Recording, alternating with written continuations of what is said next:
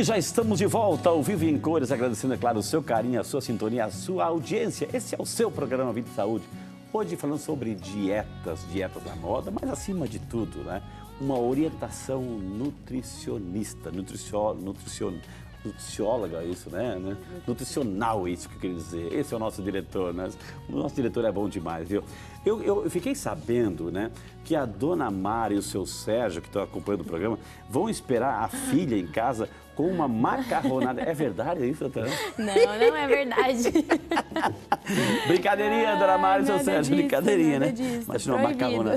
Doutora, assim, mas muita gente, assim, à noite exagera, doutora, assim, Sim. come um boi à noite. É o melhor horário para comer um boi inteiro? Não, não é. Mas isso acontece porque as pessoas, ela fica controlada, ela come errado e se alimenta pouco ao longo do dia todo. Aí chega à noite, ela fala, quer saber?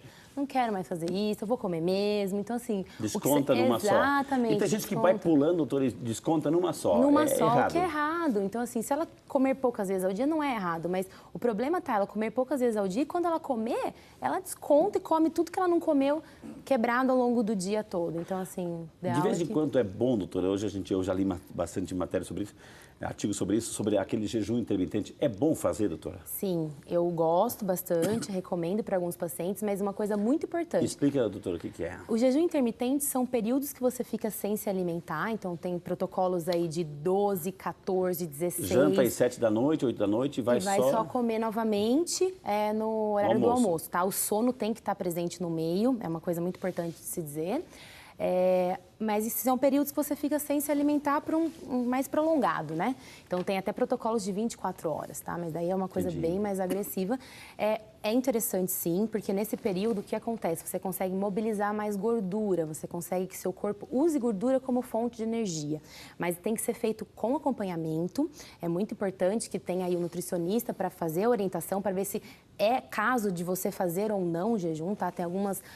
particularidades que não podem fazer, por exemplo, um diabético para fazer um jejum, não pode.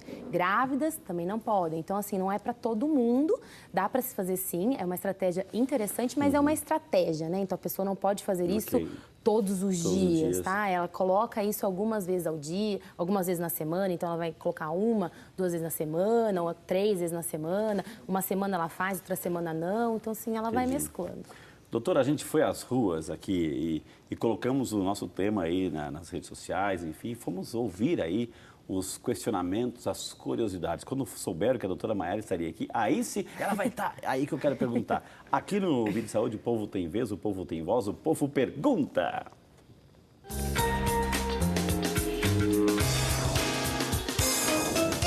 Meu nome é Oriovaldo Malmesso. Eu gostaria de saber qual é o alimento ideal para a gente combater o alto colesterol. Aí, doutora, alimento para combater o alto colesterol, doutora. Então, assim, vou falar os alimentos que ele deve evitar. Então, são os carboidratos refinados. Então, assim, a farinha branca, né? Então, é o pãozinho francês, o pão de forma também, o arroz branco. Pãozinho de queijo. Pãozinho de queijo, todos esses alimentos que têm uma carga, né? Tem uma quantidade de açúcar muito grande. Então, os produtos industrializados, nem pensar, tá? E investir mais nos alimentos bons, como o abacate, que nem a gente viu, as gorduras boas do azeite, do coco também, que poderia estar presente ali também, das oleaginosas, que são as castanhas do Pará, castanha de caju, essas castanhas em geral. Por quê? Como ele vai diminuir a quantidade de carboidrato, então ele vai comer menos daquele pãozinho da farinha, se ele não aumentar um pouquinho a gordura, ele vai sentir fome. Então, assim, vai ser uma coisa que ele não vai conseguir levar por muito mais tempo. Então, ele acaba desistindo e voltando pro pãozinho, porque ele tira o pãozinho e ele não come nada. De manhã ele comia, sei lá, um pão com queijo, mais umas frutas, ele tira tudo, ele não come nada, ele fica com fome. Então, assim, para ele, na visão, o pão, vamos supor, gera uma saciedade maior. Mas por quê? Ele tem que colocar uma gordura ali também, se ele está tirando o pão, para ter essa saciedade, não ficar sentindo fome toda hora. Doutora, aqui as pessoas estão interagindo conosco. Que bom. A nossa amiga Luizete Alves, de Campo Grande, no Mato Grosso, participando. Obrigado, Luizete, que Deus abençoe, obrigado pela participação. O que os alimentos transgênicos influenciam no ganho de peso? E se já existem frutas e verduras transgênicas? Pergunta a nossa amiga Luizete, doutora. Obrigada pela participação, né? Então, assim, os transgênicos é um cuidado que a gente tem que ter, que cada vez mais está sendo disseminado, tem mais pessoas falando. Um dos alimentos mais transgênicos que a gente tem aqui no Brasil é o milho. Então, a soja também acaba sendo transgênica. Então, são alimentos que a gente deve diminuir o consumo ou evitar consumir desses que você compra, né? Se você tiver uma plantação, que você faça a sua plantação, que você saiba ali de onde está vindo esse alimento, é diferente. Mas esses alimentos que você não sabe de onde está vindo ou acaba comprando mesmo industrializado... O transgênico que foi modificado? Exatamente, ele é um alimento geneticamente modificado, tá? Que isso para nosso corpo, eu falo que não está preparado para receber esse alimento. É aquilo que tem na ração dos pintinhos, doutora, assim, que de repente o pintinho nasce hoje e amanhã já são as galinhas feitas, os galos feitos. Exatamente, muito... o processo acelerado, então eles colocam um monte de coisa para aquele alimento, vamos dizer assim, ficar pronto para consumo mais rápido. Então, que deve ser mais evitado. Fruta, doutora, fruta, antigamente dizia assim, olha, come mais fruta. Eu já li artigos, olha, o ideal é você comer 5 tipos de frutas diferentes durante o dia. Mas, de repente, já li outros artigos também, tem mais de 100 milhões de artigos que falam sobre isso. E, de repente, não, cuidado com a fruta que tem o açúcar da fruta, o ose, né, que é a frutose, enfim, engorda do mesmo jeito. Tira a fruta. Eu não sou a favor de tirar a fruta, e sim controlar o consumo da fruta, tá? Da mesma forma que a gente viu aquele quadro dos carboidratos, a fruta entra ali também, ela é um tipo de carboidrato. Então, às vezes, se a pessoa consome fruta no café da manhã, no lanche da manhã ela leva uma fruta para a praticidade, para o trabalho, na hora do almoço, de sobremesa, ela come uma fruta, à tarde uma fruta novamente e antes de dormir uma fruta. Estoura a quantidade de açúcar. Então, essa frutose tem que tomar cuidado, assim como os outros carboidratos. Mas eu não excluo as frutas, porque temos também as vitaminas e os minerais. Então, os coloridos são as coisas que trazem vitaminas para o nosso corpo. Então, se a gente exclui, eu acho também muito radical excluir, mas assim, eu diria controlar o consumo. Até umas 3 porções aí ao dia, não mais do que isso, 2 a 3 porções. O que também é bastante... Porção é uma fruta? Não necessariamente. Então, por exemplo, uma porção de uva são de 8 a 9 unidades, né, bolinhas. Uma banana seria uma banana média, um abacate seria aí umas 3 colheres de sopa de abacate. Então, cada fruta tem a sua porção. Por isso, o profissional nutricionista que vai te dizer a quantidade daquele alimento que você vai consumir. Olha que interessante. Doutora, a senhora citou o milho, me fez lembrar assim, uma coisinha que tem lá no milho, e outras situações, que é o glúten, né? O que é o glúten e por que muitas pessoas não podem ingerir ou consumir o glúten? Então, assim, o glúten, o problema maior dele é o seguinte, o trigo foi geneticamente modificado, então eu escuto muito assim, mas nossa, antigamente a minha avó consumia, nunca teve problema de nada, mas a qualidade do alimento que tinha antigamente é totalmente diferente da qualidade do alimento que tem hoje, tá? O glúten, ele tem uma proteína inflamatória que chama gliadina, que, eu explicando assim para todo mundo entender, nosso corpo não é preparado para digerir. É uma proteína muito grande, de difícil digestão. Então, assim, é uma proteína que você vai receber, então você comeu, ela vai ficar lá e seu corpo vai ter que se virar para digerir. Então, para muitas pessoas... É como a lactose e a lactase. Exatamente. Depois, outro capítulo. Exatamente. Ela é uma proteína inflamatória. Então, assim, aquilo, seu corpo não sabe como fazer para digerir. O corpo vai demorar muito para quebrar a molécula. Exatamente. E, assim, tem algumas pessoas que são mais sensíveis a isso e tem pessoas que não. Então, você consegue pegar isso por sinais e sintomas. Então, por exemplo, aquelas pessoas que comem e parece que depois que comeu, a barriga fica falando sozinha, fica fazendo vários barulhos. E não é barulho de ir ao banheiro, é barulho porque seu corpo está tendo que digerir aquele glúten que você consumiu, não está sabendo como. Outro sinal e sintoma muito importante para glúten também, que dá para perceber e pouquíssimas pessoas sabem, são umas espinhas vermelhas assim no braço. As pessoas que têm umas espinhas na lateral do braço meio avermelhadas, que já foi em vários profissionais, ninguém descobre, pode ser glúten, tá? Olha porque só. ele inflama, então é nítido, a pessoa come o glúten hoje, depois de uns dias ela olha o braço, vai estar mais avermelhado, ou a pessoa já tem isso faz muito tempo, porque ela consome todos os dias, então ela nunca ficou sem. Aí teria que evitar, doutora. Teria que evitar. Quais são os principais alimentos mesmo que contém glúten? São as farinhas brancas em geral, então é o pão, macarrão, os bolos, bolachas, essas coisas assim.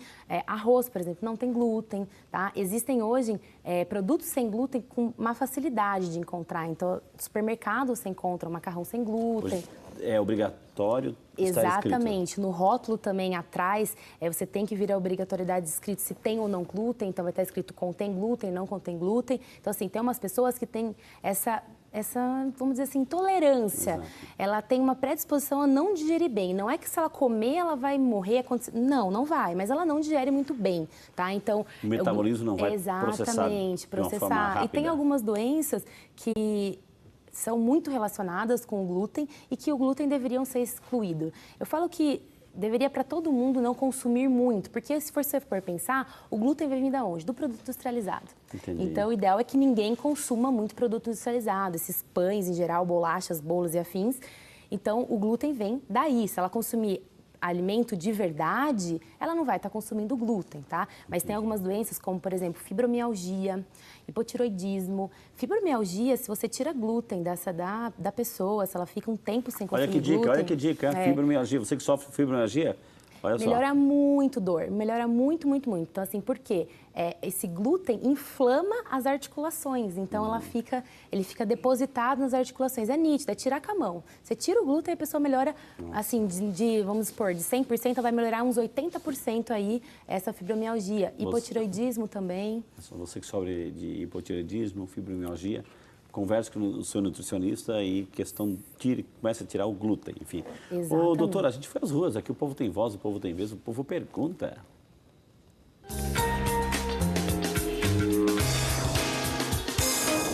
Oi, eu sou a Michelle, eu queria saber quais são os alimentos que fazem o organismo queimar mais calorias.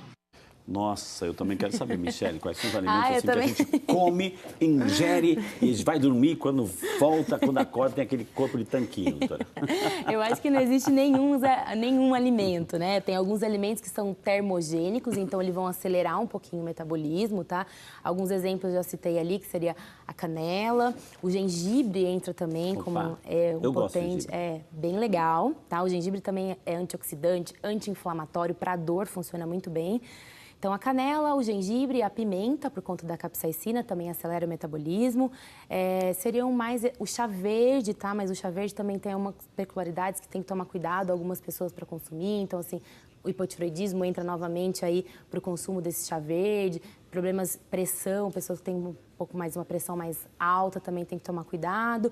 São esses alimentos que vão ajudar, mas lembrando que nada melhor que para acelerar o metabolismo do que o exercício físico. Tá? Então, assim, o exercício físico, quando a gente treina, quando a gente faz ou uma caminhada, uma corrida, qualquer tipo de exercício físico, a gente acelera nosso metabolismo, a gente fica com o metabolismo acelerado, aí um dia até você terminar de treinar hoje, você vai ficar oxidando. A gente tem um efeito que chama EPOC, que é o gasto de oxigênio, que é acelerado depois do exercício. Então, você fica gastando mais oxigênio e, consequentemente, você acelera seu metabolismo. Nós temos mais um povo pergunta sobre isso, diretor, é isso? Sobre metabolismo, é isso? Sobre metabolismo. Vamos lá, o povo pergunta.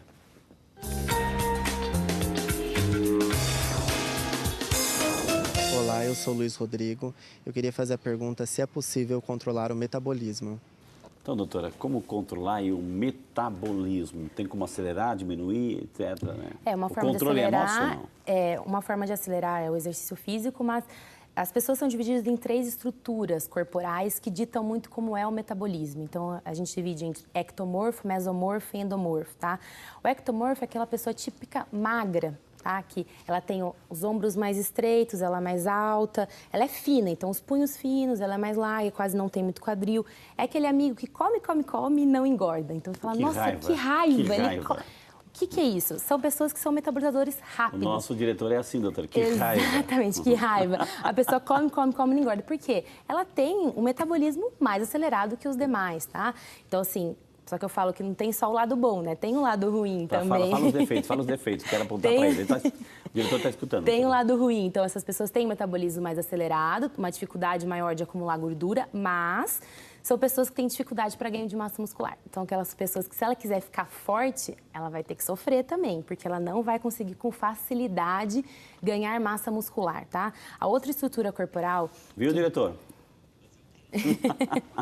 O endomorfo, que é o mais comum da população brasileira. Então, o que são pessoas que têm o quadril mais largo, são pessoas menores em cima, maiores embaixo, que são maiores, né? São pessoas maiores. Eles são metabolizadores lentos. Então, o metabolismo é muito devagar.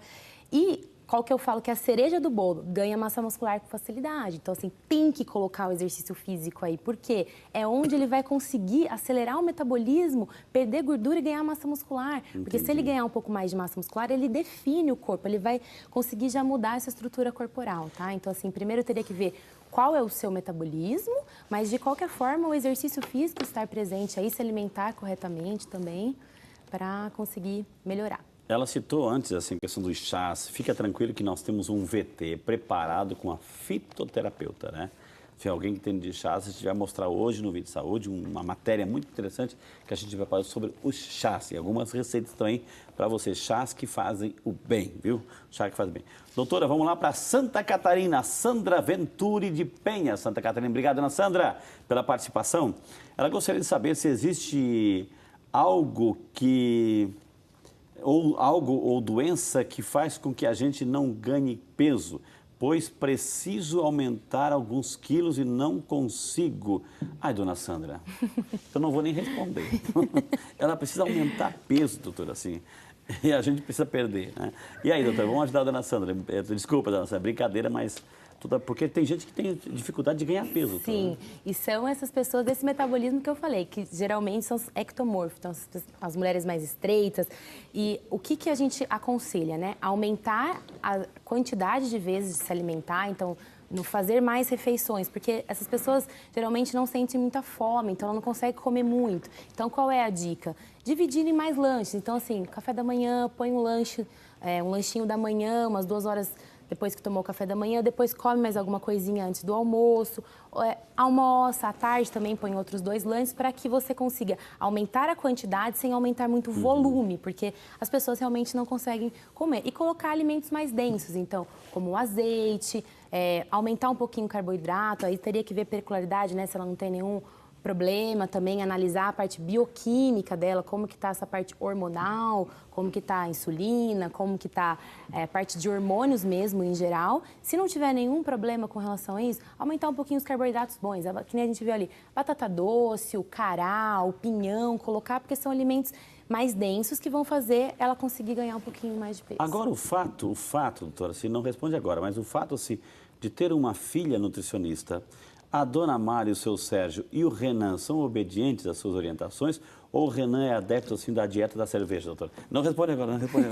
Doutora, eu vou pedir licença que eu vou ter que fazer uma chamada aqui maravilhosa. Aliás, quero mostrar algo que você já conhece. Algo que você já conhece. Fiz desse lado ou do lado de cá? Aqui, desse lado aqui, né? Esse aqui, maravilha, gente. Olha aqui, é a novena das mãos ensanguentadas de Jesus. A novena das mãos ensanguentadas. Esse livro maravilhoso. Tem a novena, aqui está a novena. Aqui também estão todas as orientações, as orações, as orientações de como se reza, a novena completa, tem também o canto das mãos ensanguentadas. Para você que é músico, tem aqui o hino e tem as cifras, as notas musicais para você cantar em Lá maior, viu? Lá maior, está aqui, você que é músico inteiro, tá? Isso está tudo aqui. Então você recebe, tem o CD também, tem o CD, está na tela aí o CD, junto com o livro vem o CD para você rezar na sua casa, está dirigindo, pode rezar, pode acompanhar, pode organizar a sua comunidade, a sua família. E outra coisa, gente, outra coisa que é mais fundamental, você sabe que essa novena, nós temos 15 anos no ar, 15 anos no ar que a gente faz, com a graça de Deus, eu rezo a novena aqui também, você sabe que a gente faz, e você ajuda a obra. Isso que é mais bonito, é produto nosso, é coisa da gente, né? É da casa. Então você também adquire o livro junto com o CD, aumenta a sua devoção e, claro, está ajudando esse projeto maravilhoso para a gente levar o Evangelho ainda mais longe, né? Nós precisamos de você. E uma das maneiras bonitas que você pode ajudar é adquirindo o livro, o CD que vem junto, é claro, e aumentar ainda mais a sua devoção pelas mãos ensanguentadas de Jesus. Amém? E desse lugar bonito aqui, dessa imagem bonita, eu vou chamar o intervalo. Na sequência temos muito mais informações para você aqui no Vida e Saúde, falando sobre dietas da moda. Não sai daí, a gente volta já.